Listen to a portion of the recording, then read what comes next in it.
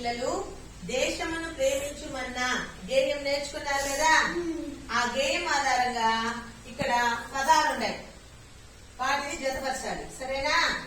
ఇప్పుడు ఉదాహరణకు తిండి కలిగితే పండ కలరోయ్. ఇప్పుడు ఒక్కొక్కరు వచ్చి జతపరచండి. ఒట్టి మాటలు కట్టి పెట్టోయ్. Very good. నెక్స్ట్. ఒట్టి గొప్పలు చెప్పుకోకోయ్. చదువు. ఒట్టి గొప్పలు చెప్పుకోకోయ్. Very good. నెక్స్ట్.